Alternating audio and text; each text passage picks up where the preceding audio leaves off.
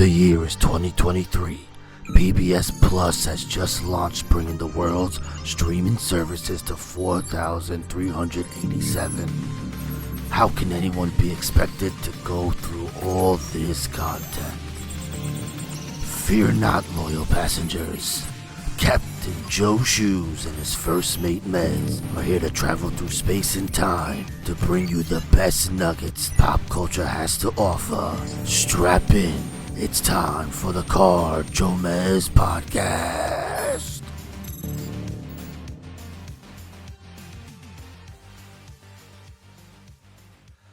Hello, everyone, and welcome to episode 344 of the JoeMeZ podcast. I'm Mez, and my co-host, as always, is the magistrate of Caravan City. I'm Joe from the JoeMeZ podcast. Yeah, you are, buddy. What's up? How you doing, bro? JoeMeZ, I can't tell you what's up right now. I just need to get the plugs out of the way. So everybody, thank you for listening to the JoeMeZ podcast. Remember to hit subscribe, leave a 5-star review, follow everywhere on social media at JoeMeZ. With that being said, hit the breaking news music. Oh, shit. Breaking news. Breaking news, Joe. What is going on? JoeMeZ, our double, our triple, our quadruple main man, McDonald's, is changing up their burger recipe. What? Yes. What the fuck is this? McDonald's has come out this week and is promising small but tasty improvements. But what are we doing here? What are we doing? Why do people have to tinker? What is this? Tinker Tailor Soldier Spy. That's why. That's a good movie, bro. I've never seen it. It's a very adult I don't even know why I know it. I don't know how you fucking pulled that out, bro. I love it. That's why they call me the maestro of movies, the facilitator of films, and the captain of celluloid. But McDonald's is saying small but tasty improvements like softer, pillowy buns, freshly toasted. Okay, a bun is different. That's hold on. But I'm not. I done. know. But I'm like, all right, so far so good. That's okay. New and improved. Right there, you know it's good. New and improved melted cheese that will make you savor every last bit off the wrapper. And if you've watched my videos at youtube.com/JoeShoes, how do we feel about cheese on the wrapper? Gotta get it off, bro. Gotta get it off, you tubby bitch. We don't waste a little bit of that. It's part of the sandwich, bro. You gotta eat it all. So somehow we're getting improved cheese. The cheese melted. I didn't know the cheese wasn't melty, but okay. Maybe it just wasn't cheese. Probably.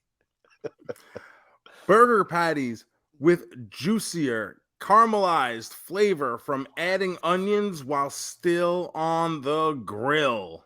Oh, that's interesting. That's really interesting. See, now that's the big change, I think, so far. Yeah, that is. The bun is no big deal. Bun, cheese, whatever. But messing with the burger, that's crazy. Yeah. They're going to have the onions come right off the grill now. That's... I didn't know. Are you someone who feels McDonald's needs to taste better? I'm like not necessarily. I don't. It is what it is. Like it's exactly McDonald's. Like McDonald's, yes. Like I want to eat a McDonald's burger. I'm not going to Five Guys. You know, like what are we doing? How about this one? How about even more Big Mac sauce? I've never had a Big Mac, so I'm guessing it's good. Do you want extra sauce? I mean, yes. I figured. Okay. Well, actually, not all the time. Sometimes I get too much sauce. Sometimes it's very messy. A Big Mac, because of the bun in the middle, can become a very messy. Right, falls apart. Right. It'll slide out. Yeah, I can see that. You know, then the lettuce goes everywhere. So it could be messy. I don't like mess. I don't like mess. Sure. I don't like getting sauce all over. I like an appropriate amount of sauce. I don't like over sauce. People are gonna be complaining because they're gonna be like, extra sauce, here you go. That's just so these new initiatives can already be found in some West Coast markets. What? And you'll know that your McDonald's has joined the fray by seeing a giant hamburglar outside your local store when they've implemented these. Now I'm excited for the changes. That I'm excited for. I haven't seen the hamburger in a hot minute, bro. So I'm glad finally he's back and he's bringing some positive change. I mean, I assume it's positive change. The hamburger is not necessarily known for the best of things. He's developed quite a reputation out there. But it's like, imagine McDonald's changing their fries. Wouldn't you be like, what are you doing? Like, what? I just think, I mean, I don't know what to think. Do I think this needed to happen? Not necessarily. Is McDonald's struggling right now? I don't know. I don't think so. I mean, it's always fucking busy when I drive by it. Do I give a shit if McDonald's stock is down 3 points? Not really. I'm still gonna go to McDonald's when I feel like going to McDonald's. They just brought the steak, egg, and cheese back. That's positive to me. So right now they're on my good side. But I will say it has been a while since McDonald's has given us really anything new. Even when they have some kind of promotion, they do these celebrity value meals or whatever. Yeah, they all suck. It's, I have a video up on my YouTube. It's like the J Balvin meal. It's like a cheeseburger and a McFlurry. And it comes with a barbecue sauce. It's like, oh, okay. Wow. You put lettuce on the cheeseburger. Thanks, Chief. Really stretching it there. Those meals are doing good. I mean, they always do. They always do. Yeah. This is so corny. I gotta eat this because Cardi B eats it. Yeah. What are we doing? But it's always shit like that. Even when they gave us the hack menu, remember the hack menu? Yes, I do. We're finally gonna get the land, air, and sea. And then they just gave you 3 different sandwiches and expect you to put it together. Right? What the fuck is this, McDonald's? That was a big jerk off move. What a piece of shit you are. Everyone gets excited. I wanted to see a big box. I wanted to hold it in my hands. And I put it. Someone said, "Is this fucking IKEA? Are you IKEA?" But they're doing the thing you can always do. You can always order 3 sandwiches and put it together. How is that the hack menu if I was doing it the whole time anyway? It's so stupid. That's crazy. I saw you put McDonald's down. I was like, what's going on with McDonald's?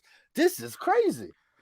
So maybe they've been losing some ground to these other, you do have not necessarily these, it's not necessarily Burger King all the time coming nipping at their heels, but you do have like a Zaxby's coming out. Maybe they've gained a little ground, or a Popeyes maybe, or whoever else is out there. There's tons of fast food. Raising Cane's maybe.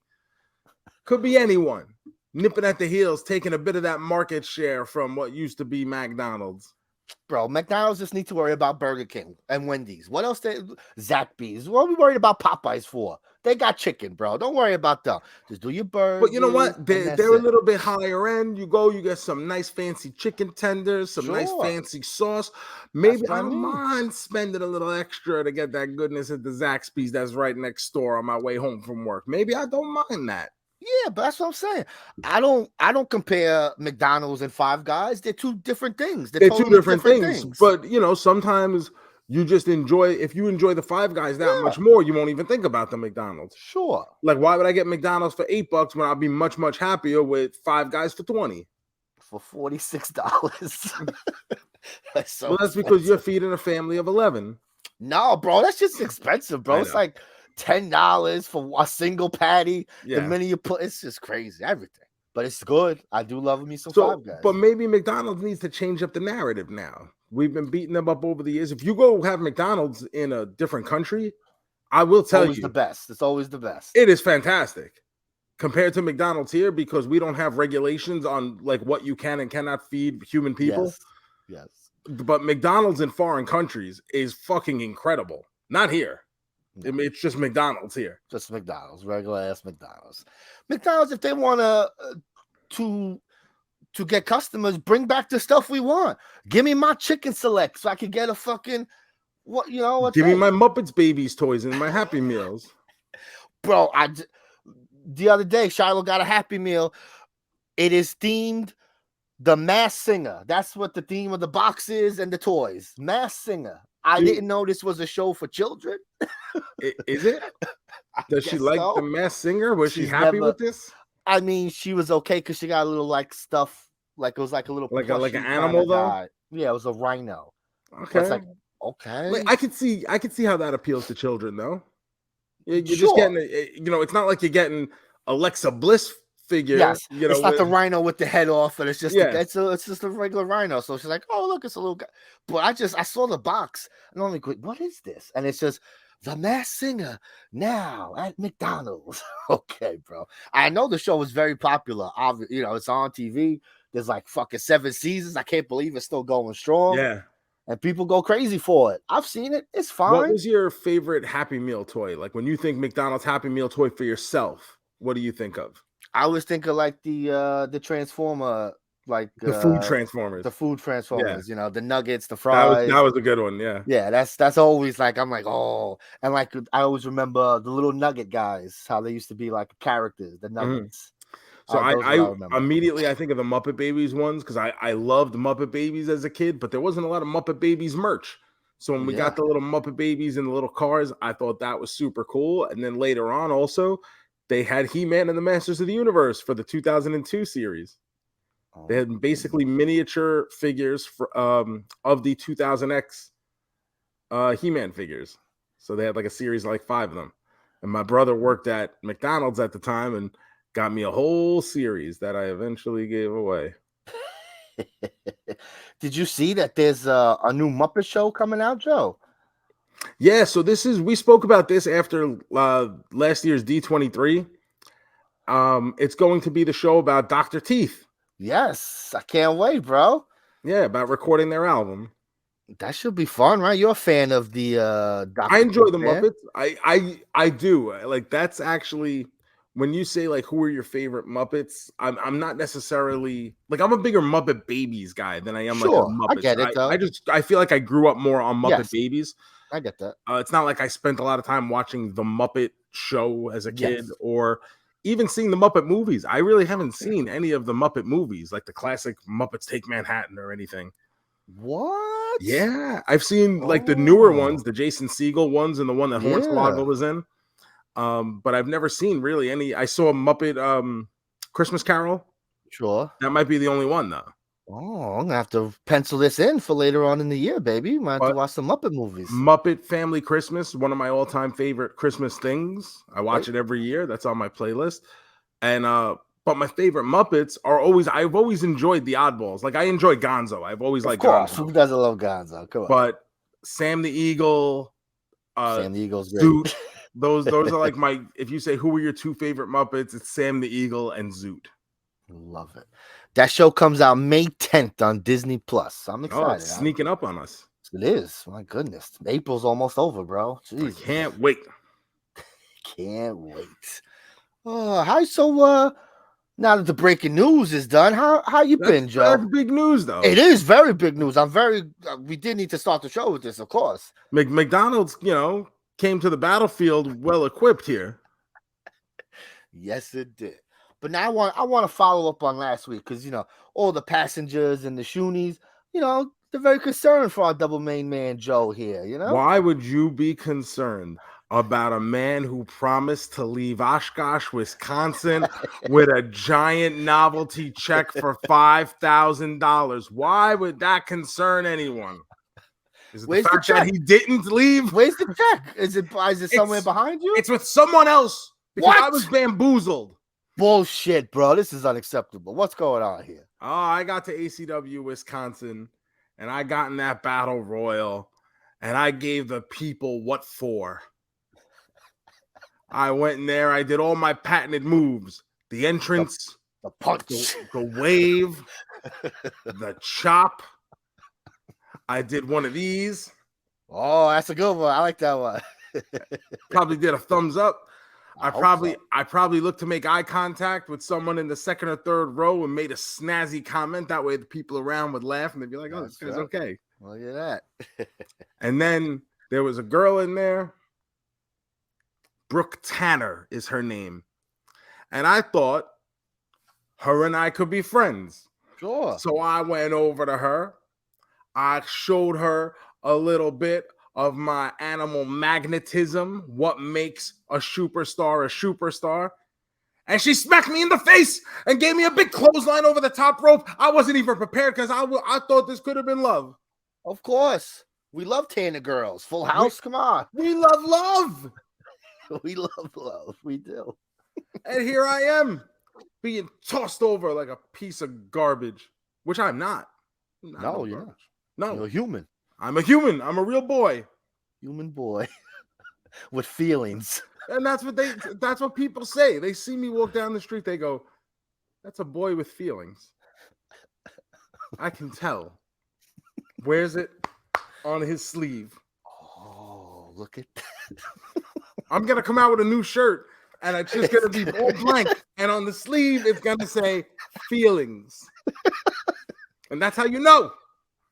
That's the Sultan of sensitivity. Oh man, that's not fun. That's very sad. Honestly, to hear. Great time at ACW Wisconsin, Water City Wrestlingcon. Couldn't thank those guys enough. Swoggle, Josh Weimer, Binder, all those guys who put that show together, and for having me. It was really, really fun. Got to hang out with Brian Myers, my new friend, All Ego, Ethan Page. I love it. I got to meet Brody King. King. Cool. I never met Brody King before. Nice. Very, very large man. Fucking big boy. That's a big boy. My goodness. But me and Brody King have a lot in common. Oh, yeah? We share a mutual love of Rick Boogs. I fucking love it. Oh, man. So, like, it comes out. If you guys haven't noticed, if you follow me on Instagram, if you follow Rick Boogs on Instagram, go to Rick Boogs' Instagram. And on every one of his posts, I comment simply, goddamn right, Rick Boogs. And every single time, he likes it. Every single time. Best friends. And now people have like started to catch on. Like not even people I know, like regular people. So all of a sudden, my comments get multiple likes whenever I write goddamn right, Rick Boogs. So we were talking about this in the locker room. And Paige and Brian are just like, I don't understand. Like, you've never even seen Rick Boogs wrestle. And then Brody, and I said, no, but I've seen him on Instagram. And Brody King was like, yo, his Instagram is great. So then, like, these two, the other two were like, wait a minute. Like, so they go on Rick Boogs' Instagram. And now because Brian follows me, he sees every comment on every post that just says the Joe Shoes, goddamn right, Rick Boogs, the Joe Shoes, goddamn right, Rick Boogs.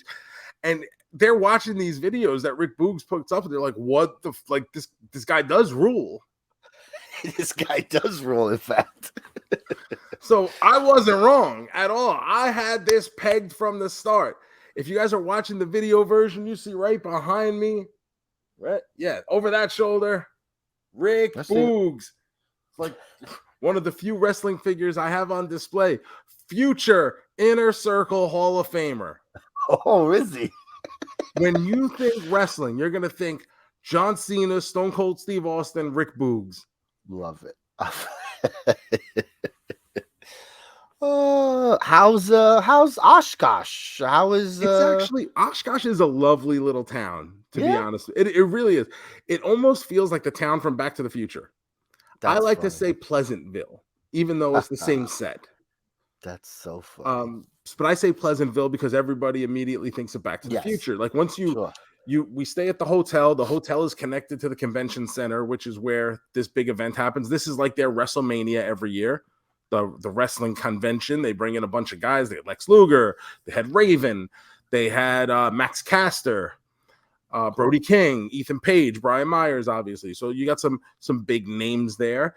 And then the night before, right in town, there's a local theater, which is like a very old-timey theater, kind of in the middle of a block, has a big marquee. Oh, love it, yeah. You know, a little balcony on the inside, That's a stage. Cool. It's where we did Live 7 for the Major Wrestling Figure podcast 2 years ago.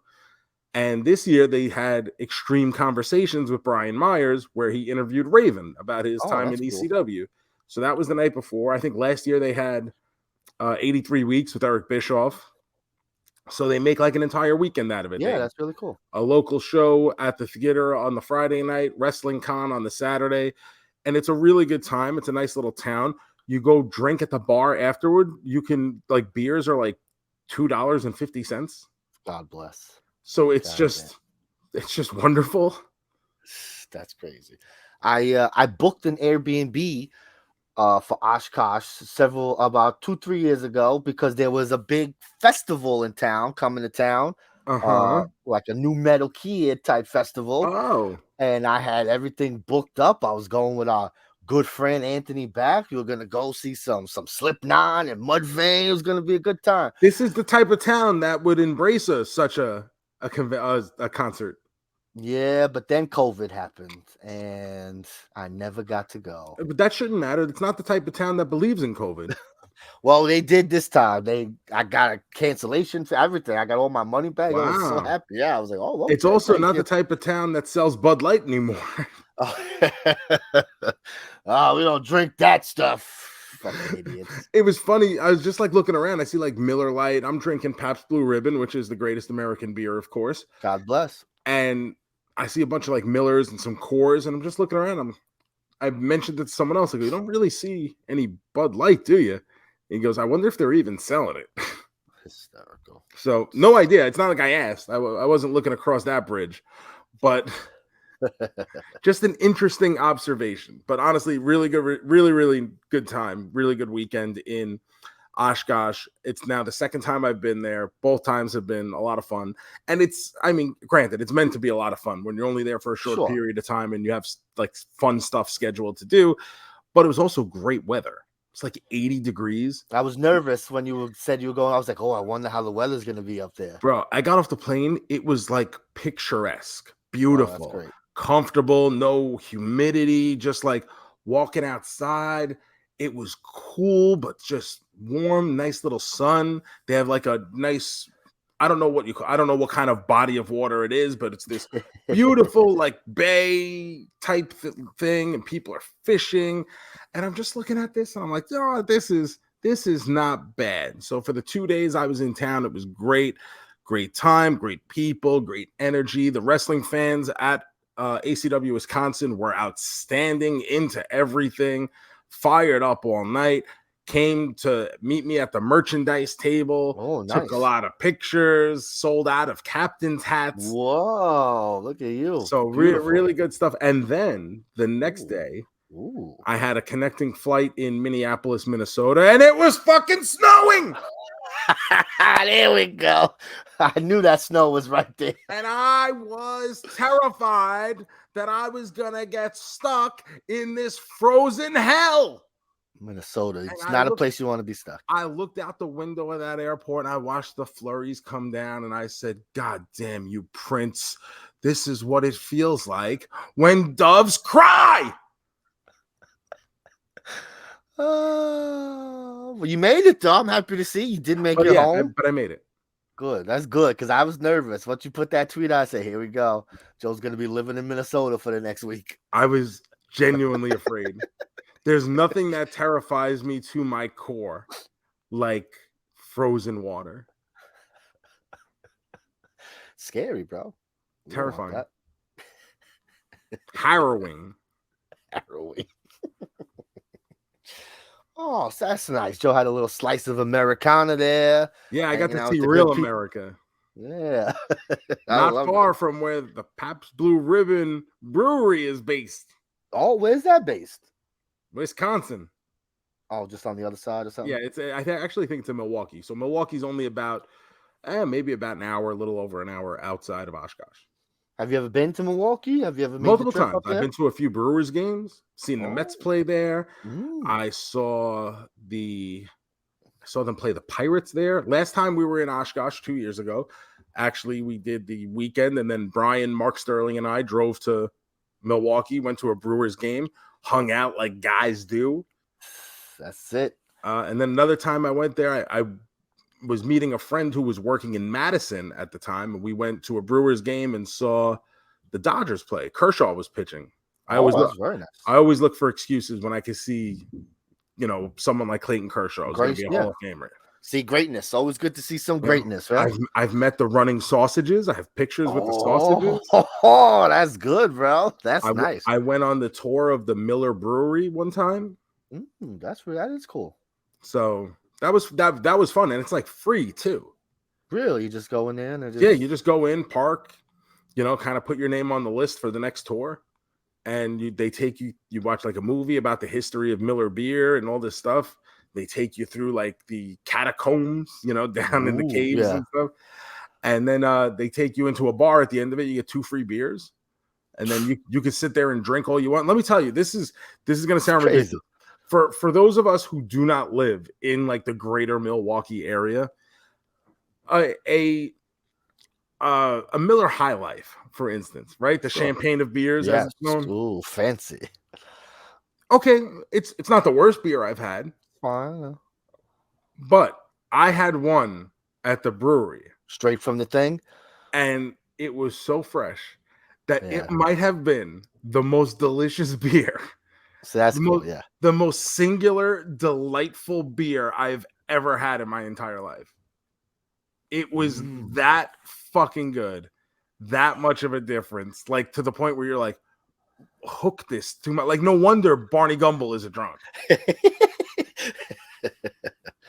They always say that, right? If you go to the Guinness factory, it's like so crazy compared to the bullshit we get over here. Yeah, it's like, oh, I would love to try that. I gotta try that one day. I won't, because I won't be traveling overseas. But one day. I'm not a big overseas traveling guy. I don't like to travel at all. I don't mind traveling if the destination is something I'm really looking forward to, but there's nothing really overseas that I'm really like, I know I need to go. Like, I'm not a sightseeing person. Like, oh yeah, I look at it. Oh, that's fun. Oh yeah. Oh, you don't wow, want to go see the Mona Lisa? For 2 seconds. Mona Lisa's a piece of shit. Mona Lisa, you're an overrated piece of shit. That's right. But yeah, I've never, like, if I go to a museum, I could do it in 5 minutes. I'm the same. They have that sign, suggested time 3. I'm like, yeah, no, that's okay. Give me 15 minutes. I'll go up and down this thing. Bing, bam, boom. That's why when it comes to traveling, a lot of things like, oh, we need to go see this building. Let's go see the Eiffel Tower. No, it's all right. I'm good. I've seen the picture. It's all right. I've seen buildings before. There's a lot of them in New York. A lot of buildings. I've seen buildings. Got to really come at me strong with something. No, thank you. Oh, man. All right. It's a fun week. I'm happy to hear you had a nice weekend. Yeah, I did. And so next up will be FWF Live 5. Long Island, New York. Taping will be May 28th. I believe tickets are going on sale maybe this week. Okay. And that will be to ultimate members of the Major Wrestling Figure Podcast Patreon. Bastards.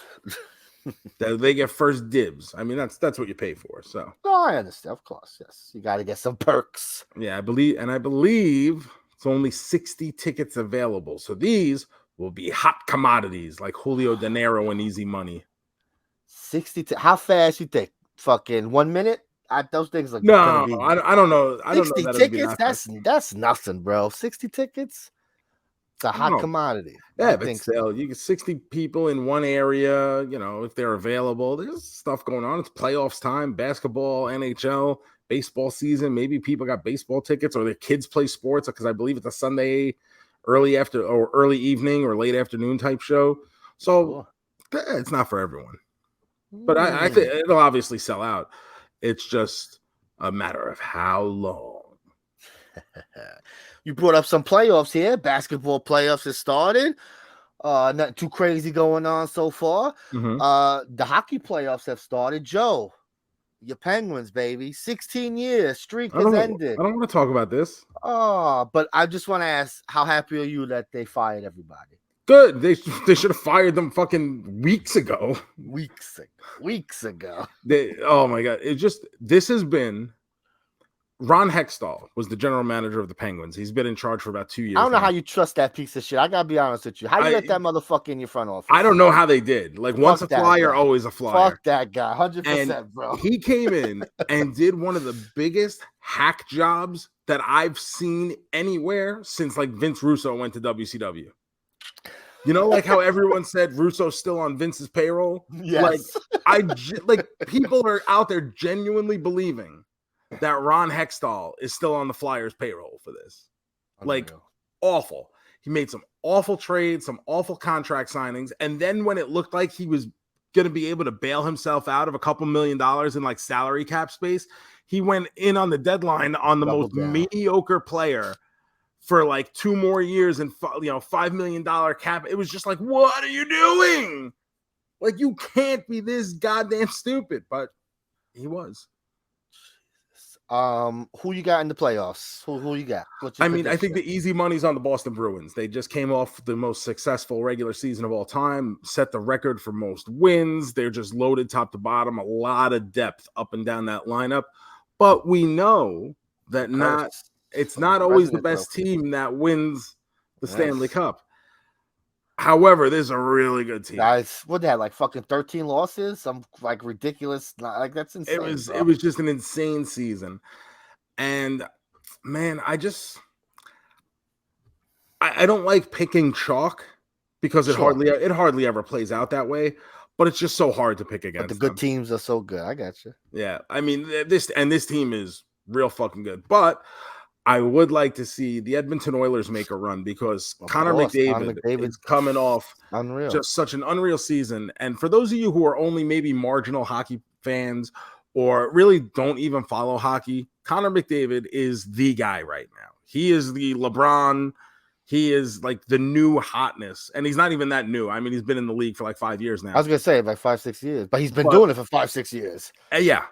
And this season, over 60 goals, over 150 points, just like amazing player to the point where everybody else on the ice looks stupid because they have to try to defend him. It is absurd what this guy can do. Even in game 1 of the postseason, they're playing the LA Kings. There's one clip in particular where he doesn't score at the end of this play, but he takes the puck in his own end, skates the entire length of the ice, splits 3 defenders who are literally encircling him, and somehow gets off a shot on goal and draws a penalty at the end. Crazy. The guy, what he can do and the way he can make other professional players look so silly is just unbelievable. So go out of your way and actually, if you have the opportunity to watch an Edmonton Oilers game, I know that's kind of stretching it. Like, it's hard enough to get you to watch your own hometown team. Yes. But like West Coast, the West like End. JoeMeZ and I say it all the time when it comes to professional athletes, we do appreciate greatness. Have to, bro. And this is why I love Tom Brady. What are you watching for? Like, I'll tell you who I don't appreciate. Fucking Derek Jeter. That's not greatness. You know who was great? Troy Tulowitzki. But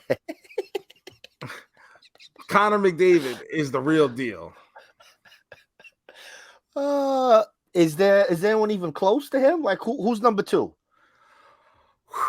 I mean, you can make an argument for number 2. I mean, Leon Draisaitl, who's also on the Oilers, is a very, very good player, and he's made better because he plays with McDavid. Sure. So it's almost one of those things where it's like, how good would he be on his own? He's still really good, though, is the thing. So he may not get his fair shake because we may take too many points away from him because we're like, he plays with McDavid. But then Sidney Crosby, still a great 200-foot player at 35 years old or 36 years old, whatever he is now. He had almost 100 points, just under, Jesus. Played every game, 33 goals, 60 assists, whatever it was. Plays a 200-foot game now. He's not as explosive as he once was, but he's still Sidney Crosby is the thing. I'm trying to think who else is great off the top of my head. I mean, we had a couple guys. Braden Point had 50 goals this year. Mikko Rantanen, I believe, for Colorado had 50 goals. Nathan McKinnon from Colorado, fantastic player. That's great, yeah. Austin Matthews from the Maple Leafs is great. Had a little bit of a down year coming off last year's 60-goal season, but very, very good. There's a lot of really good talent out there. And there's 32 teams in the NHL, so you figure, it may get watered down a bit. But I guess like the talent has caught up with the expansion. Sure. Usually when you get expansion, you go through a time where takes a while. Kind of the talent gets watered down a little bit. Yeah. I think more so in baseball than anything because of how thin the pitching is, all across the game.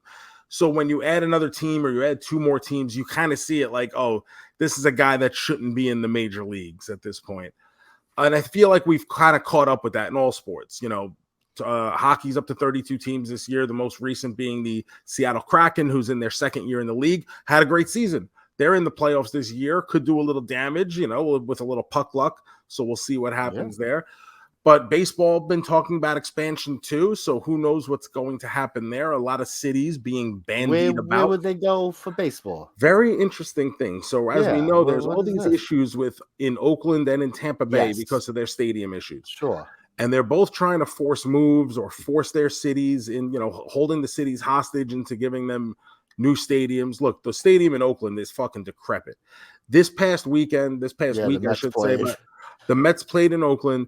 The broadcast team wasn't even allowed to use the visiting team announcer's booth because there was a possum living in the walls. In the walls. I heard about that. And because the A's had just come back off a road trip, apparently no one said, hey, let's call an exterminator and get rid of the possum while they're on the road. But the possum basically shit all over the broadcast booth. So by the time the staff came back to the stadium, they were quarantine the room. And this possum is in the ceiling somewhere. But Oakland, I think, is really trying to force a move to Las Vegas. But I don't think MLB wants to allow that because they want to keep Las Vegas open as a possible expansion site. That makes sense, yeah.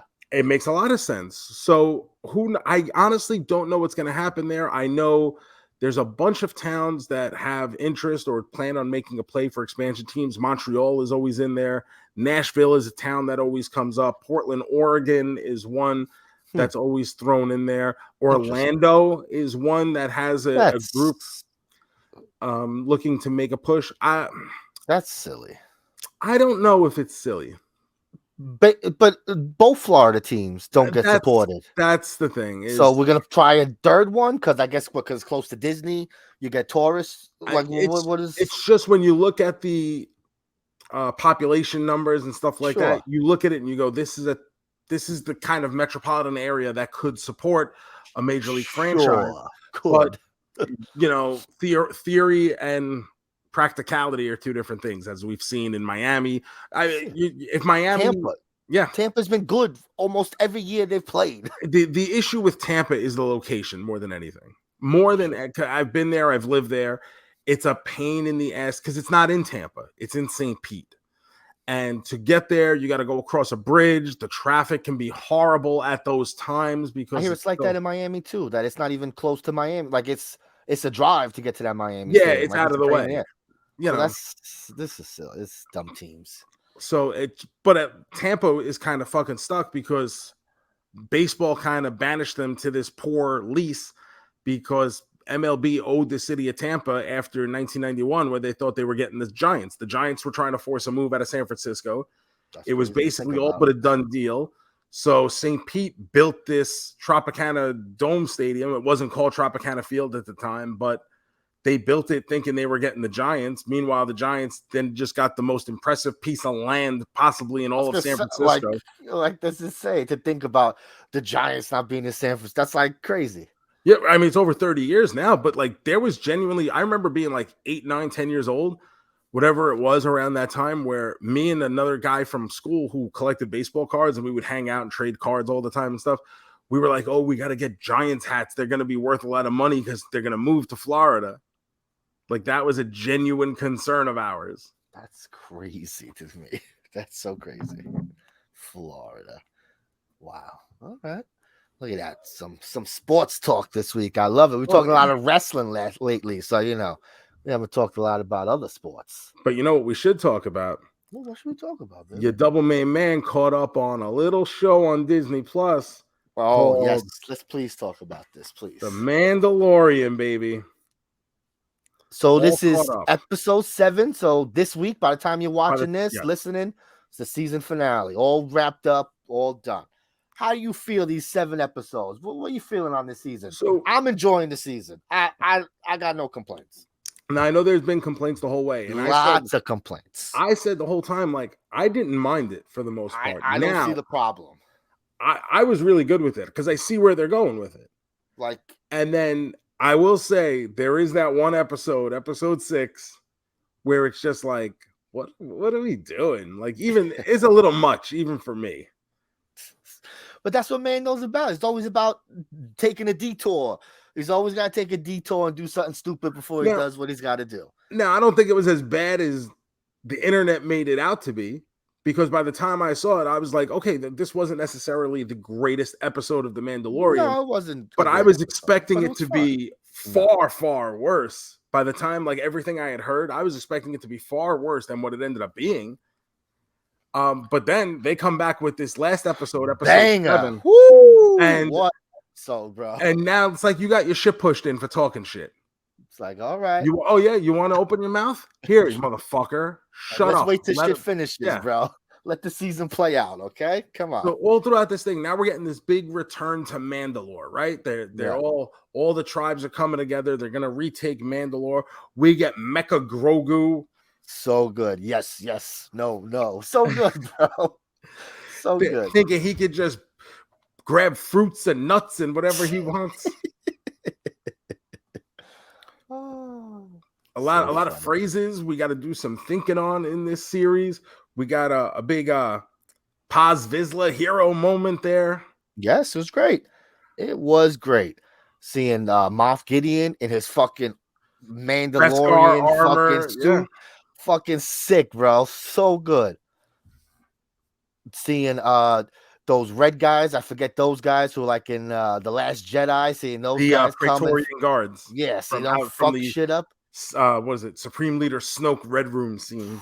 So awesome. See, it was so good, bro. So I can't wait. One of the things I've seen people complain about is they feel that Moff Gideon has gone kind of cartoon villain in this episode. And I was just like, I didn't get it. I thought it was cool and you knew it was going to be him. Like it's not like they were him. Yeah, it's where is he? He's not the whole time. He's escaped, so we know he's coming back. But even by the time they unveil him, it's still fuck. Yeah, bro, it's awesome. Like, I thought it was great. I thought the build was great. I thought the surprise of all his new army and that it was the secret hideout and base with the vehicles and all this stuff. I thought that reveal was dynamite. Great. So good. I got no problems. If you want to complain about that one episode where it's about the Dr. Pershing, I get that because it's like a detour that you're not expecting. I don't mind it because I am interested to see how we get the New Order, how we get the fall of the Republic. So I'm interested in seeing, I guess, some mundane, politics. I'm into that. So, but I get you're not into it. Okay. That's the one episode I'll allow you to be like, fuck this show. The rest, bro, this is The Mandalorian. I don't know what people like. I think maybe they forget because it's been a lot of time since the last season, but this is what Mandalorian is.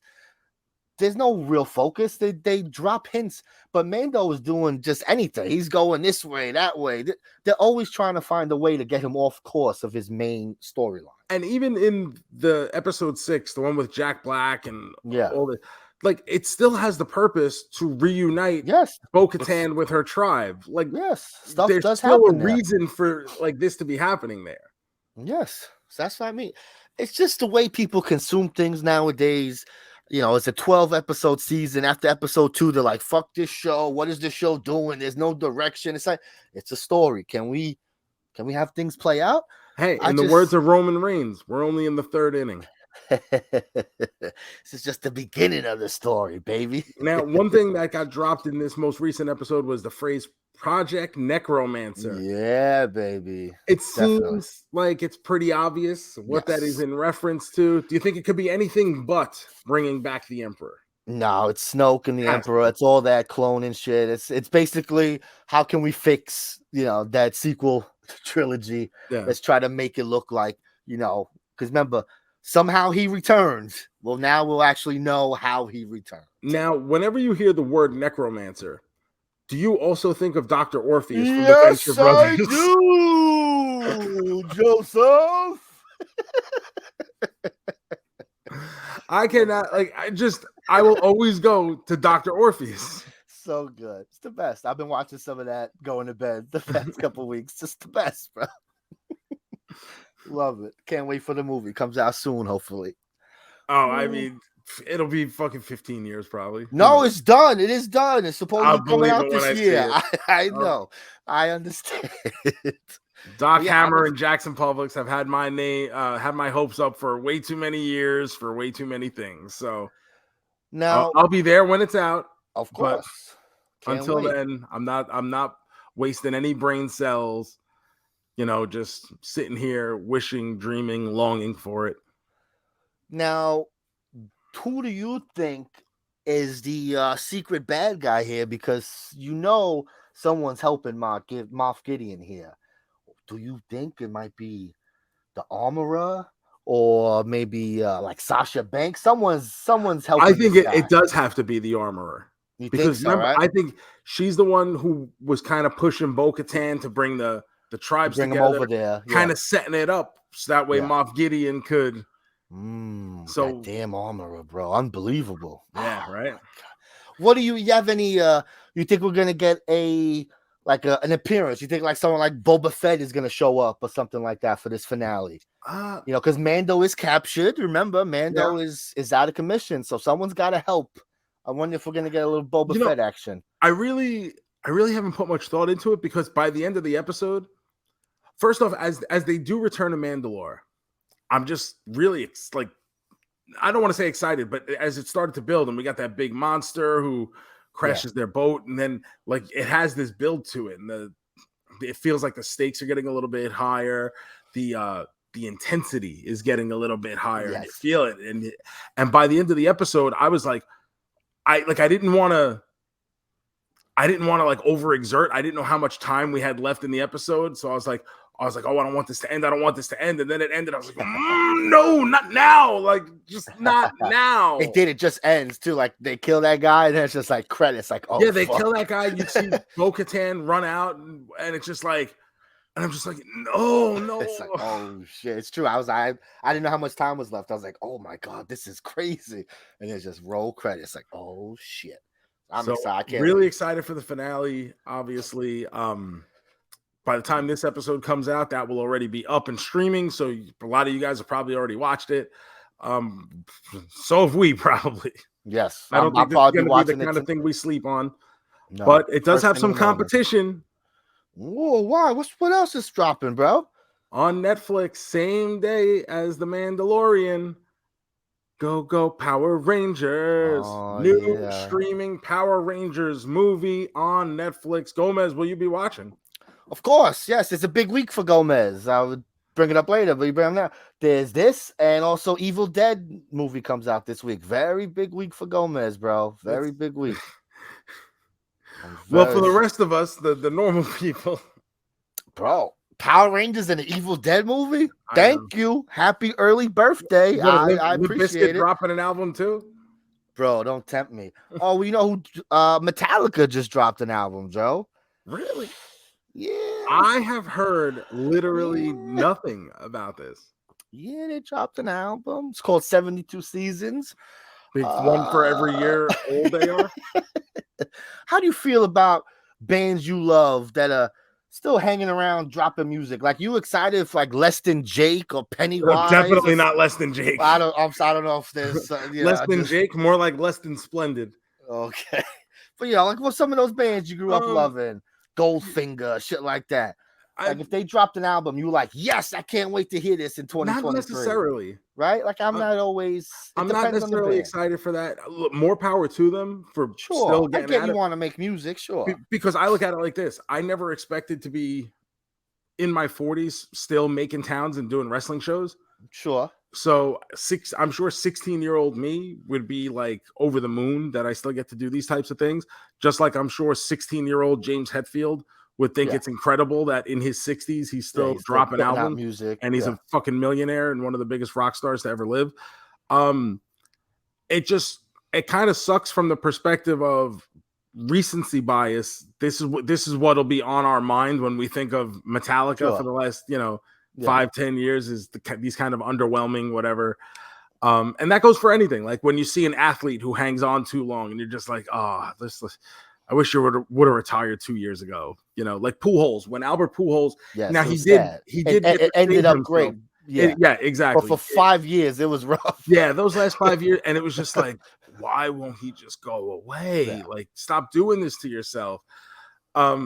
Miguel Cabrera right now in Detroit is on his last run. He's retiring after this season, but I mean, he looks way more like he's a professional athlete. Like I get that to an extent. I'm supposed to be too, but like this is what he's made his living on. I have not. No, you have a job. I'm other a regular guy, yes, miserable all the time, and treats it by having McDonald's. Yeah. Miguel Cabrera is a top of the world athlete, and he looks absolutely tired, exhausted, horrible, out of shape. He looks like he's got nothing left to give, to the point where you wonder, it's like, well, why are you even doing this lap at the end here? I don't know.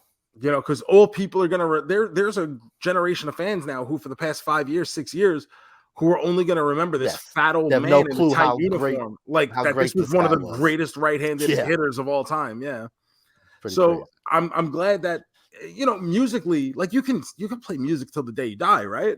And nowadays it's so easy to make music and put out albums. That's why, you know, you look at bands that like our parents grew up with, you know, a couple of them are still around doing things once in a while, but they're not dropping albums every couple of years. Like, you know, people we grew up with got 15, 16 albums. Like that's insane. Like even Metallica, like they've put out, you know, since Load, 7 albums since then. Like that's that's fucking a lot of albums, bro.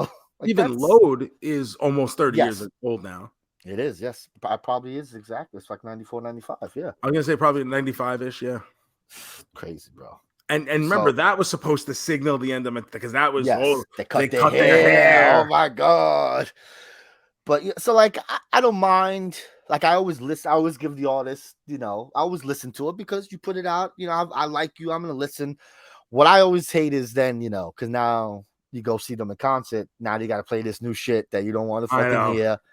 You know, Metallica, they announce, you know, before they drop the album, they announce, oh, we're gonna do an album, we're gonna do a tour. They're doing this thing where every tour stop is 2 dates. You buy tickets, you get tickets for both shows. That's how they come. So it's supposed to be different sets and everything. So that's cool. I just wonder how much of that new shit they're gonna be fucking giving me. That's the hook. You got to pay for 2 shows to get that shit you actually want.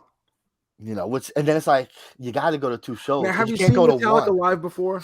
Yes, great show. They've always been. I've seen them once. It was a Woodstock '99, and it made me never want to see Metallica again. I could get that. I seen them later, like 2005. I think I seen them twice at MSG and stuff, and it was good. You know, I'm a big Metallica guy. Like that's one of my first bands. And that's the thing too, is I like the hits enough. Yeah. I'm not exactly a big long-time Metallica fan. You know, I like more the punky side of rock than the metal side. But there's a lot of stuff that I do enjoy. It was just like, just play Enter Sandman, bro. Stop doing this walk off the stage, come back, wave, leave, come back. I'm in the fucking rain. Just play fucking Enter Sandman, you goddamn monkey. Like, and don't get me wrong, I understand you come out for the pop, right? You gotta work the room. But it's like at some point, I'm standing in the fucking rain, in the fucking mud at Woodstock. Just fucking stop it, knock it off, and play Enter Sandman so we could all fucking go home and not get fucking pneumonia today. I've always hated that though in the concert, the encore. It's so corny. Just play your songs and leave. Don't leave for 5 minutes to come back. It's the same thing every day. It's built into your set list. It's not like we gotta give them one more. It genuinely is written on the list. Encore 1, encore 2. It's like, what are we doing?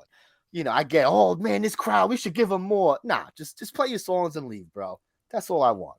You know, I hate that shit. But showman, right? Everyone's a showman. Yeah. Entertainers, yeah. So Metallica album, it's not very good, guys. It's not. You know, a couple weeks ago, and we never followed up on this on the show. We've spoken about it, but you mentioned that there was a new Fall Out Boy album. Oh, yes. 3-4 weeks now. We haven't talked about it. So what's the name of the album? I forget. So Much for Stardust. So Much for Stardust. Yes. I heard that song played at the bar in Oshkosh this weekend. Really? Someone played it on the Touch Tunes. Love it. So I popped for it. I've listened to the album. I don't love it. There's one song in particular that I like a lot. I think the rest of it at best is kind of okay. There's a couple of songs that I'm like, this one's okay. This one's okay. There's nothing I out and out hate. Overall, I think the album is just okay. It's okay. I think it's like 12. Let's say there's 12 songs on the album. I say about 4 of them I really dig and would put it on like my playlist, the Fall Out Boy, shit like that. And the rest is fine. I got no problems with it, but no, I don't love it. Like when Save Rock and Roll came out and I listened to that, I fucking loved, like from the minute I listened to it, I said, oh my God, I love this album. Yeah. And then, you know, the other ones, okay. But so the last album they had put out, it was very weird. It was like a weird album, Mania. Like there was a whole bunch of weird sounds. And it was trying something different, which I don't mind. You could try something different. I still liked it, but it was just different. It wasn't normal Fall Out Boy. So this was nice to see him kind of do like a normal Fall Out Boy. Yeah, this is a Fall Out Boy album. You know, so that was cool. Like the single they had put out, Love on the Other Side. Like that's a fucking Fall Out Boy song, bro. Like that's. I don't love it. But I mean, that's why I love it now. I hear it on the radio all the time. But, you know, like I hear that and I go, oh, Fall Out Boy's back. Okay. Like, and they got me excited for the album. Album's good. Like a 7, you know, something like that. Not bad, not great. It's fine. Maybe I'll love it more. I always feel that I do love Fall Out Boy albums a little more after I listen to it. But this one album, that I don't think I'm going to keep listening to it. There's too much other stuff. But again, those 4 songs, they're going on the playlist. The rest, see you later, bro. See you later. That's why we have mixtapes. It is. I'm a playlist. I mean, I'll listen to a full album, but once I do the album, then everything I like goes right on the playlist and see you later. You know, we'll see. I love it. What else we got? I went to the movies today, Joe. Why would you do such a thing? What could possibly be out? Well, the big release this week, I mean, it's not very big. The big release that made $3.5 million. The big release this week is Renfield, starring our boy Nicolas Cage and the Beast, Nicholas Hoult. Yes, the Beast. You know, it's a story about Renfield trying to not be under the control of Dracula anymore. Basically, that sums it up. And it's 93 minutes, and I had a great time with it. It flies by. Nicolas Cage is, I think, fantastic. He's doing a fantastic Dracula. It's probably the best part of the movie. He's bringing it. You know, Nick Cage, no matter what movie he's in, he brings it. He's an actor. Cat. He puts his all into the movie. We make fun of him. It's crazy, but you got to give it to him. He's being an actor. He's giving it all. So I commend that. And here he's being Dracula. He's a big Dracula fan. Like, it's a big deal for him, and he really goes for it. I definitely think when it's on VOD, Netflix, shit like that, I think it will be popular because it's quick, easy. It's very bloody. A lot of crazy kills. I'll be saving for my best kills. Yeah, it's very gory.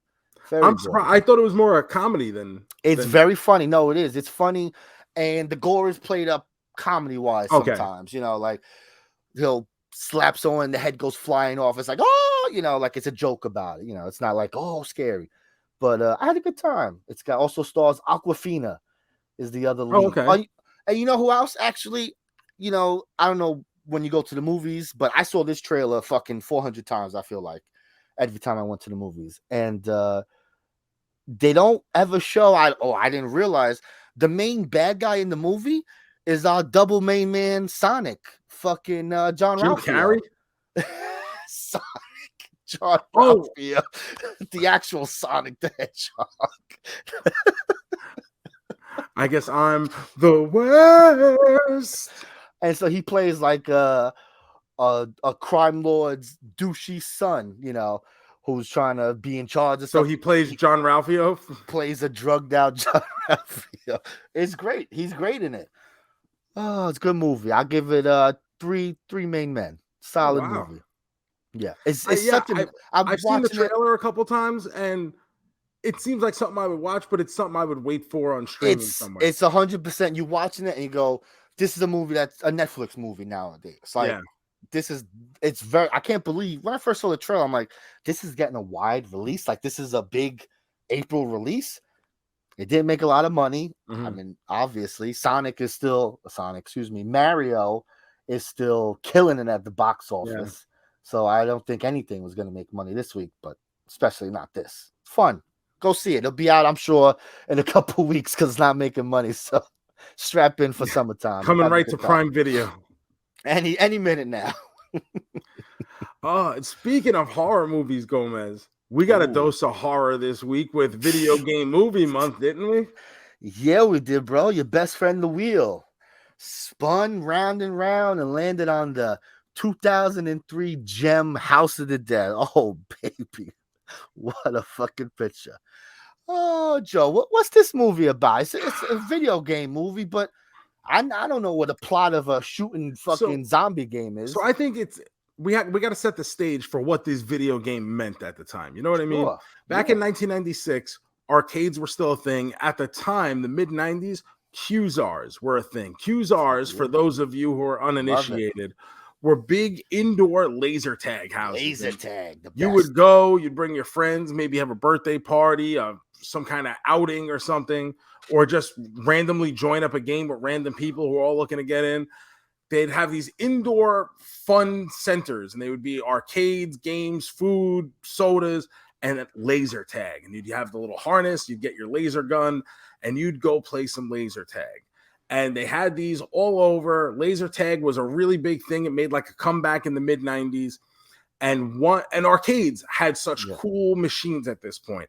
You know, we had come off the early 90s where we had NBA Jam, we had Mortal Kombat, and as we got into the mid to late 90s, we had Crazy Taxi, we had House of the Dead. And House of the Dead, I use the word toyetic for. You know, we say it when it comes to the toy industry. You see something on the shelf that just pops, right? An action figure, whether it's because of the decor, the coloring, the way it's sculpted, whatever, it's toyetic. And even if you don't know what it is, you're immediately drawn to it. Like me with my Rick Boogs figure. House of the Dead was toyetic. You walked into the arcade, you saw this. It was a giant, it wasn't just a regular arcade cabinet. It was almost like a giant TV with a whole display around it. And then you had these rifles and you just watched it and the graphics looked amazing. Yes, back then it was amazing. It genuinely felt like we had reached this new age, this new level of video gaming when you saw these House of the Dead machines at your local arcade or your local fun centers. And it became like a thing to do. Like I genuinely had people say, yo, I came to this level on House of the Dead. Like we did this we all went to the QZAR just to play House of the Dead. It was a thing. It genuinely was a thing. So the fact that it ended up getting a movie maybe is not the most surprising thing. The game did get ported over to many console systems and PCs and stuff. So 7 years after the fact, we do get this movie. The problem is that this movie has nothing to do with the fucking game. This movie, I don't know. I'm telling you. Well, what's the story of the game? The movie is actually designed to be a prequel of the game. Oh, okay. So in this game, I should say in the movie, we get this movie. It's a prequel, number one. So right off the bat, it's not the game. But I guess they looked at it as they're going to build this big House of the Dead of course. franchise. So in this, we get a group of college students traveling to a mysterious island to attend a rave, which is soon taken over by bloodthirsty zombies. This movie comes out in 2003, a budget of $12 million, and it worldwide only grossed $13.8 million. Crazy. So we get the rave, we get this. It is all the worst things in all the worst teen horror movies that you could possibly imagine. Is that fair to say, Gomez? Yeah, I get what you're saying, 100%. Every trope, every stereotype, every cornball, anything that has ever been done in a teen horror slasher flick is done in this, including putting 32 video clips from the original video game. Now, take into account that this movie is not about the game. It is a prequel of what happens in the game, yet we still find a way to use 32 individual clips from the original game, 26 of which happen in a 10-minute span of just them shooting around to get into a house. The best scene. It is... Put it this way. The reviews for this movie were so bad that Danish cinemas refused to buy this movie and show it in their country. Oh, that is a real thing. I love it. That is a genuine and real thing. And so at the end, it turns out there's like this, the story behind this is that there's this Spanish priest who's like kicked out of Spanish land, Spain, for those of you who are uninitiated. And he takes refuge on this little island where he is basically experimenting on real people to try to give himself immortality. And it kind of works. And at the end, this guy, Rudy, has to rescue, his girlfriend is killed while trying to rescue him. He makes it out alive, but he uses this guy's formula to keep his girlfriend alive. I mean, at the end, it's supposed to be like a big reveal. The armed forces or whoever comes in to save him, rescue him. And they're like, what's your name? And he's like, Rudy or Rudolph. And they're like, oh, what's your last name? And he goes, Curian. And that's supposed to be the big reveal because Curian is the evil doctor who's the one coming up with the formula in the video game. Whoa! So it's like he took, because he even says like in this movie he's a fucking med student, so now he's a doctor. He saw all this experimentation. They find this guy's lab. It's just really, really bad. It's really fucking awful. This is an abysmal fucking waste of film. Yui Bowl is the director. He's a fucking hack. He's fucking horrible. And JoeMeZ even said, this movie sucks so bad that on the DVD release, they put a joke version of this movie. The joke version is this man doing a skit. Yui Bowl, the director of this movie, mind you, does a skit where he gets kidnapped, tied to a chair, and forced to watch the movie that he directed. It's not funny. It's fucking pathetic. Yui Bowl, you suck. Oh, Yui Bowl, he's very infamous, this guy. Oh, he's a big deal back in the day. Well, he was the video game movie maker guy. He's made a lot of shitty movies. So this movie's a real big piece of shit. But I get enjoyment out of it for the simple fact that this guy, he wasn't trying to make a piece of shit. This guy legit was trying to make this, like, I'm gonna change cinema here. Like, I'm like the fucking camera angles this guy uses, the spinning camera, so the cuts to the video game. That spinning camera, that 360, gets used in movies because it did cause injuries to some of the actors. Oh, that's crazy. A lot of times he's doing the 360 and it doesn't even go all the way around. It like stops halfway through. And I'm always like, but why are we stopping? Show the full camera. You know, nowadays, movies like this get made purposefully, right? Like, we're going to try to make a bad movie. You know, I always loved watching sci-fi original movies. About 10 years ago, every Saturday night, they either show something like Anaconda or they'll show one of the original Anaconda 6s that they made. And it's always so bad, but it's, you know, it's people trying. They're trying to make movies. Then, you know, Sharknado came out and then it became like, a genre unto itself. Let's have fun. And, you know, Sharknado was okay, but I was never on that because it's like, no, this is a movie trying too hard to be those other movies. Yeah. You can't fake the sauce, baby. You either got it or you don't, you know? There's a movie called Birdemic. It's one of the worst movies you ever saw in your life. But it's the same type of thing where this guy was really trying to make a fucking movie. And then he made Birdemic 2. And he's in on the joke. And it's not funny anymore. It's not good. So, yeah, this movie's a piece of shit. But I gotta say, I get some enjoyment out of this movie. That fucking 40-minute scene that you mentioned with them just trying to get to the fucking house is hysterical. I think it's hysterical. I would love to know.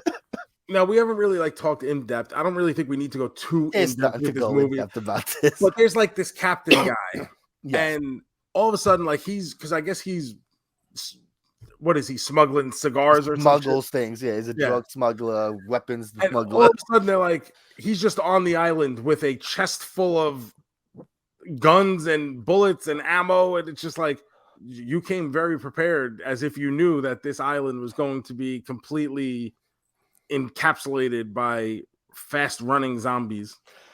Bro, in the chest, I for the video, I'm holding my hands out. You know, not about 2 feet around Jeremy length. right? Let's say like this is the thing. He pulls out a gun from that 2-foot box that's about fucking 7 feet long. Okay. It looks like he used like Hermione Granger's magic bag to just put up like the whole camp. It's like a clown bag, right? He's just pulling out this fucking thing. And they're pulling out all these guns that could never fit in this fucking box. And no one shoots each other. Everyone's running around fighting zombies. Everyone's got fucking precision aiming, expert marksmanship. Like when Buster Bluth goes to army and wins his little seal stuffed animal. Oh, even at the end, using a fucking sword. Who you know how to use a sword all of a sudden? She's like a regular girl, probably 20-year-old girl, going up against this Spanish crime lord who obviously has had some sword training. And she she's there going to a rave, but somehow she knows how to sword fight. Good on you, baby girl. Girls were built different back then, Joe. Back in 2003, the girls I knew how to sword fight. Oh, goodness. The best was seeing some of these people's looks in 2003, 20 years ago, bro. Some of these outfits and makeup. Ooh, baby, what were we thinking? The rave preppy look is not something I remember very much, but it certainly exists here. Bro, that's not what you wore to a rave, bro. No. You didn't wear your khakis and your button. Yeah, and my 2-button polo sweater shirt. vest. Sweater vest. Where's the UFOs and Jenkos, bro? What are we doing here? There's no glow sticks. There's no fucking pacifiers. Nothing. No one's even lollipops. doing drugs. Yeah. What do we do? Where's the drugs? How many times do we got to come on this show and ask about the drugs? Like, enough is enough. We should just be presented at this point. Oh, what a piece of shit, bro. So if you watched it on twitch.tv/MEZ movie, thanks for coming out. Yes, thank you. How was the turnout, Gomez? It was good, the usual, people come and going. I always get around, 10 people come and going throughout the weekend, especially for a movie like this. I wasn't expecting a high turnout. So I was. I thought the whole horror community would embrace over this. Oh, no, not this movie. Like I said, this director, he went on and did like he did like 4 other video game movies. They all got worse and worse and worse. And then he became like a big jerk off. Like you can't say none to him. Like he started fighting people. He actually did boxing matches. He was challenging movie critics to boxing matches. Of course. Because who do you think he is? John Morrison? He did good, bro. I heard he did good. That knocked the guy out. That's big. He's an old man, He's 40 years old. Looks great, in great shape. He looks great. He's in great shape. Always has been. But your first boxing match at 40 and look good. It's not bad at all. Johnny boxing, baby. Johnny Sweet Science. Johnny Sweet Science. Oh, man. I think we've spoken. Look, the movie's a piece of shit. We've talked about it enough. Don't put yourself through it. Let's hit the music.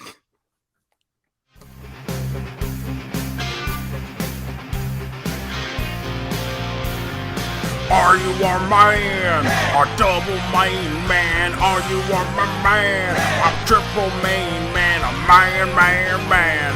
A quadruple main man? Are you our man? Are you our man?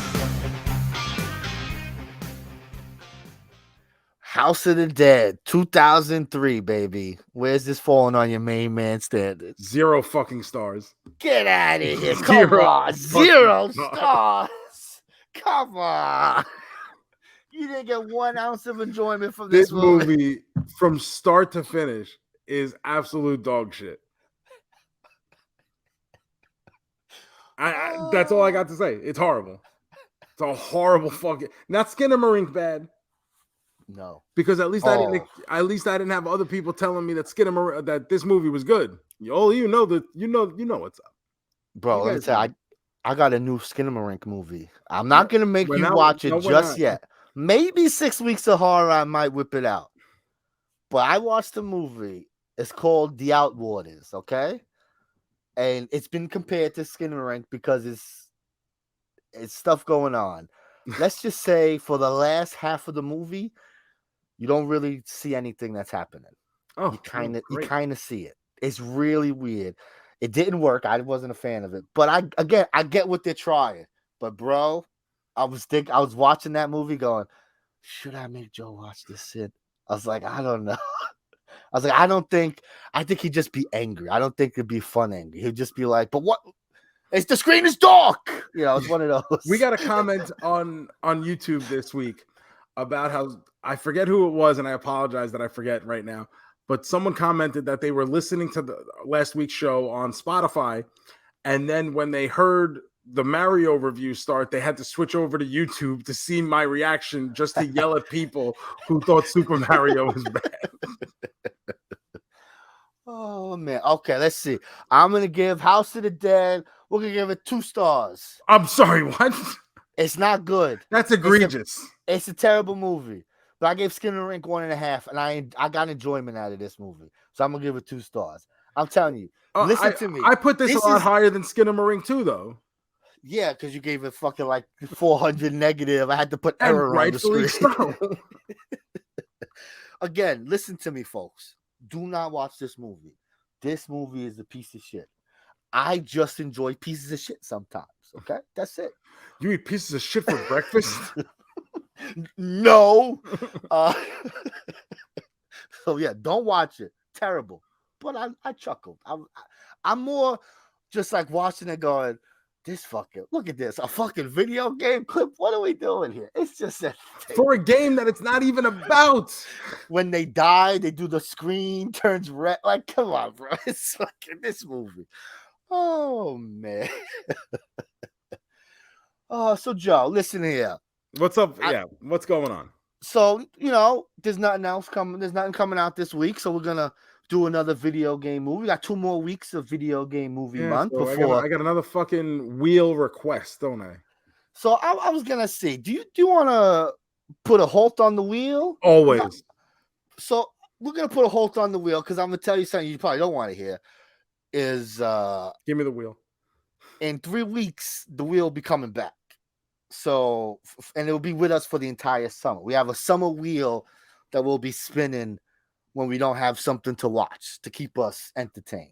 Mm-hmm. And so I want to give you a break from the wheel. So this week, let's watch Double Dragon. Let's watch a movie that I think fits our show. 90s nostalgia, things we grew up with. I think Double Dragon is the movie to watch, bro. Never saw it. Even when, like, it would have been a big deal for me as a kid too. Yeah. But, yeah, never seen it. So I think we're gonna watch that this week, and I got something for next week too that I think is again in our wheelhouse. Not that something like House of the Dead isn't in our wheelhouse. I genuinely don't know what I prefer, whether it's your decision making or the wheel. I mean, I could pull up the wheel. You could watch Prince of Persia, too late. Tomb Raider, Angry Birds. I mean, we could do it, baby. You know, too late. So Double Dragon, this movie is streaming on Amazon, Peacock, Tubi. It's all over. Why? I don't know. There are some movies that we can't find for shit, but this movie's on Double Dragon of all the fucking things is on 3 different streaming. It's on other things too. It's on fucking Plex. It's on this other thing. It's on like 4 different streaming services. Don't know why, but I think we're gonna have fun. I think I've seen it one time, like when it first came out, but I couldn't tell you anything other than like who's in it. I don't know nothing else. Like I have no clue what the plot is. I don't Did you even have the remember. game as a kid? I played it. It was a game I played. I loved the game. You know, I like side scrolling beat 'em ups. You know, it's always fun. So I did love the game, but you know, I don't.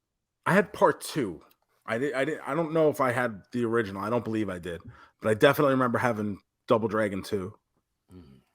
So you know, I think that'll work for us. Does that work for you, Joe? Double Dragon. All right. So there we go. That's for next folks. week, though. That's next week, but we do have to spin a wheel, sadly. Yeah, we do. Let's go. It's now time for the big finish.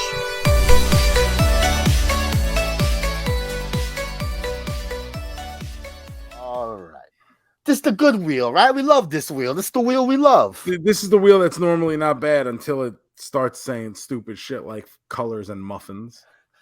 Oh man. Or colors of muffins.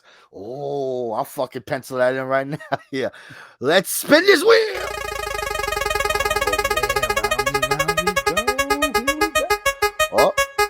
Oh, how fucking funny.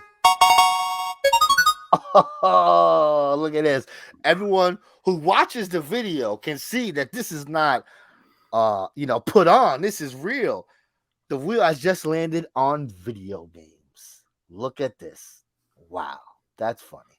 Here we go. This is a hard one. This is a hard one because there's it's how so do you many narrow video it down? games. Different like, genres, different everything. If I had to pick just like the top 3 video games that like I guess have kind of meant the most to me in my life, number 1 is probably Baseball Stars for the NES. I would have to say NHL Hockey for the Sega Genesis, the first NHL, the one without a year, just because that's what got me into hockey as a fan. And you know what? It's not. It's House of the Dead. That game has lost any and all love that that game is fun. But NBA Jam was a big one. I always loved NBA Jam. It was like an event to go to like a bowling alley or a QSR, be able to play it. And then when it got ported over to Sega Genesis and Super Nintendo, huge moment in my life. To the point where if I see it now, I have to stop and play it. If I see it at an arcade or at a Pizza Hut or something, like have to stop. I don't stop at Pizza Hut very often anymore. Oh, that's sad. Let me see, because this is very hard. Because like the best games I've ever played, it's like Half-Life 2, Metal Gear Solid 5, shit like that. What am I? I think we'll go. Let's go. We're gonna go Super Mario 64. We'll go there. Okay. What else? What did I play a lot, man? Something like Tetris could be on my fucking list. Like I was 100%. a big Tetris What about guy. Snake? You put Snake on there. I did love Snake on my Nokia phone. I'm not gonna lie. Yeah. I was a Game Gear. I had Sega Game Gear, so I was big into Columns. If you ever played Columns, it was like their kind of Tetris game, like puzzle game. That was my shit. And the Sonic game on there, where you would be on a fucking hang glider. That shit was great. So let's see. So I did play Sonic a lot. All right, let's go Mario 64. We'll do Tetris, and then we'll go Resident Evil. Let's see, what's Resident Evil we want to go with? Let's go with Resident Evil Code Veronica. Gonna mix it up, bro. Oh, very nice. Resident Evil, mind you, also in addition to House of the Dead, kind of gets all the credit for revitalizing zombies into the popular culture. 100%. Those movies, while I don't particularly like them very much, made a lot of money. They made 7 of those fucking movies. So clearly, is it that many? Yeah, like not even kidding. There's like 7 of them. And then they remade it, and then there's another one. So, it's gonna be like 10 Resident Evil movies. Wow. It's very popular. So I love me some Resident Evil, but the movies, even the new one, like they stuck to the game, but it still wasn't great. I don't know. But they also kind of fit. The problem with the last Resident Evil movie is they tried to fit like 1 and 2 into the same movie. Oh, that's interesting. Fitting too much in there. What are we doing? And that TV show. Oh, I totally forgot. Remember that fucking Netflix show? There was a Resident Evil Netflix show. Yeah, there was. Fucking, that was terrible. That one I did not like. They were trying something totally different. Wasn't feeling it. Oh, boy. Oh, well. All right, Joe. What a fun episode we had here. I think so. And you could subscribe to this show anywhere you're watching it, on YouTube or on any of the podcast apps. Hit the subscribe button, leave a 5-star review. Remember to leave likes and comments on the YouTube video, please. That is always appreciated. Follow us on all the social media at JoeMeZ. You can follow all my stuff over at The Joe Shoes, ProWrestlingTees.com/Joe Shoes, and YouTube.com/Joe Shoes. The JoeMeZ154, Instagram and Twitter.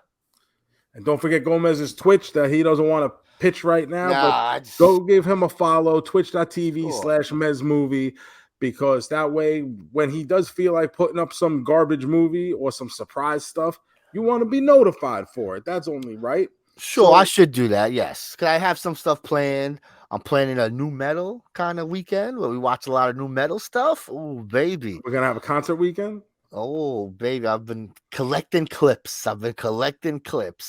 Also, I mentioned, our wheel that we're gonna do for the summer. A lot of those movies are gonna be on Twitch because we're gonna be watching some doozies. So yes, twitch.tv/MEZ movie. Did you say tits.tv? I almost did. I almost said tits. I'll log on to that. It's like, report back later.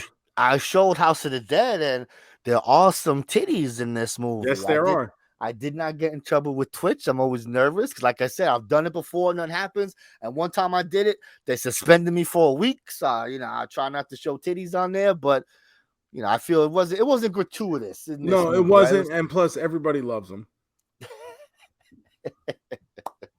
Yes, we do. So with that, JoeMeZ, let's make like Tom and cruise. Peace.